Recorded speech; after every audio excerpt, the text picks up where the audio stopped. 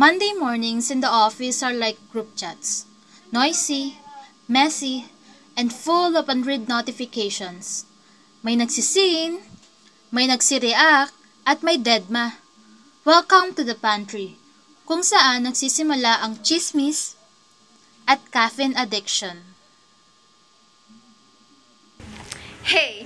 Hi mga sister! It's your girl Z, back with another vlog, Surviving Office Life, Episode 9. And for today's tip, if your printer sounds like a possessed blender, run, run, run! Di yan budget-friendly, kundi budget-forgotten. Huwag mo nga ipaalala sa akin yung printer na yan. Kahapon ko pa piniprint yung resignation letter ko, ayaw gumana. Parang ex kong cleaning, ayaw paalisin. Di yan extra, Ira. Common sense lang na under budget tayo sa tech. E di mag-file ka ng request and use the helpdesk system. Kaya nga may protocols tayo na sinusunod para dyan, di ba? Protocols, Ate Richelle 2025 na. Mas mabilis pa rin sa group chat, isang chat mo lang. At Ivy, help, problem solved na. Ay, oo naman. Kasi sure ako na may teleportation powers ako para masolve ng tech issues nyo instantly. Pero seryoso, Ivy, kung may tech fairy lang dito sa atin, ikaw na yon. Kaso wala kang wad, may wrench ka lang. Welcome to the Daily Chaos, where verbal, non-verbal, written, and emoji-based communication all clash in one pantry. The problem? Misalignment. The solution? Alignment. Kaya kahit pareho kayong nagsasalita, kung iba-iba kayo ng frequency, walang magkakaintindihan. Yes? Good morning, Sir Apollo. Come in. Ano yun? May I clarify po something about the reporting system? Sure, JM. Take a seat. Nabasa mo yung memo ko kahapon?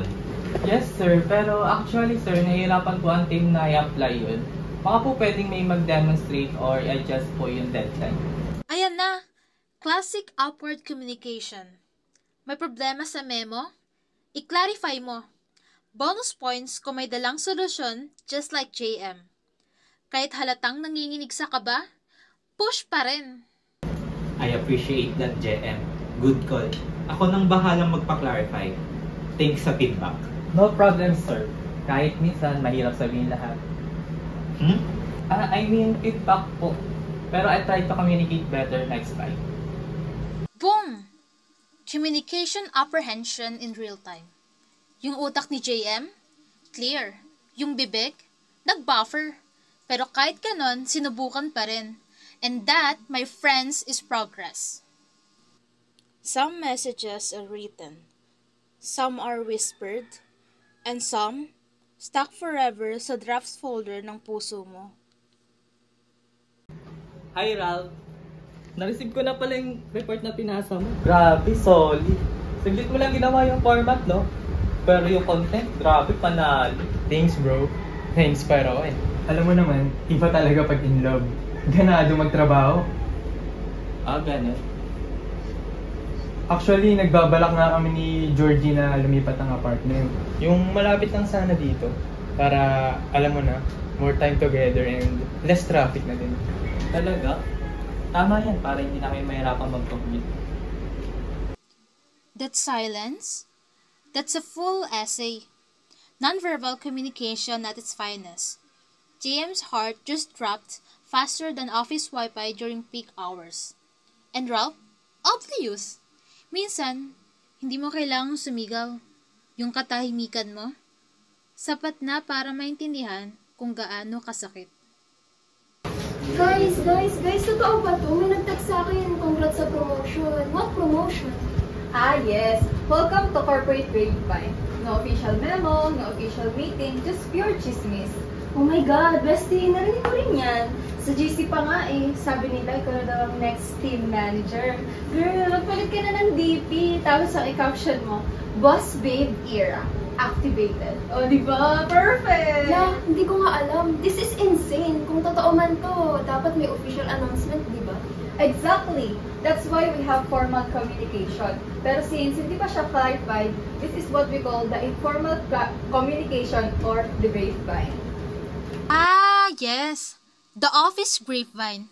Mas mabilis pa sa memo. Minsan, totoo. minsan chismis, pero laging naka-bold font at all caps. Team, let me clarify. Di po ako magre-resign. Mawawala lang ako for a week. Leadership training sa HQ. Walang papalitan, walang promotion. Kalma lang po tayo. OMG! Napost ko na pala sa TikTok yung Farewell Sir Apollo. Tribute video ko. May luha effects pa yun. Delete ko na lang. Also, reminder, channel richness matters. Kung serious ang topic, use direct, personal communication. Huwag puro meme at emoji. Not all channels are created equal. Email? Okay lang. Zoom? Pwede.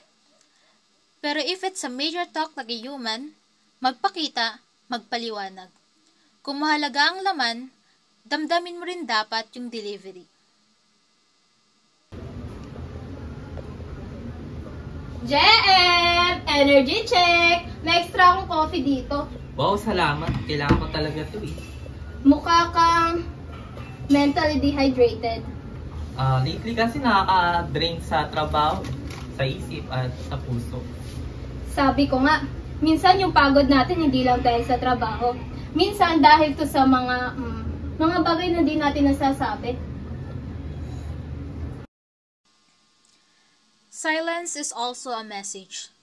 Minsan, mas malakas pa sa sigaw. But if you leave it too long, it becomes distance. James stuck in the pause between what is safe and what is honest. At yan ang hardest place to be. Okay team, real talk. We've had grapevine drama, misinterpretation, and ghosting sa email threads. Let's fix it, shall we? Number 1, use proper channel. Understand? Number 2, don't assume. Number 3, speak up. And number 4, listen better. And please, wag na wag kayo mag-reply all kung noted lang naman ang inyong sasabihin. That's not communication, that's spam. Yes, punong-puno na ang inbox ko ng noted. Kalahati ng storage ko, puro noted. Fair point. Let's practice message quality and over quantity. This is what we call communication feedback in action.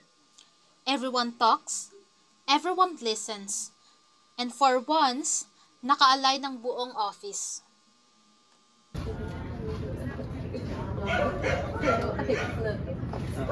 Uy, Jaan, saan ka galing? Diyan lang nagpahangin. Hala, may extra ako, peace offering eh. Mango Graham, fave mo to, di ba? Sige, upo ka. Tara, sama ka. Chill lang tayo, no report, no deadline. Uy, salamat. Sakto. Kailangan ko ito ngayon. Kailangan din mag-relax pa minsan-minsan. Communication isn't just about words.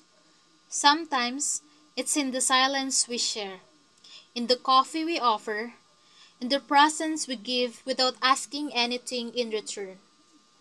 Whether sa office work or sa puso, understanding will always be the real goal.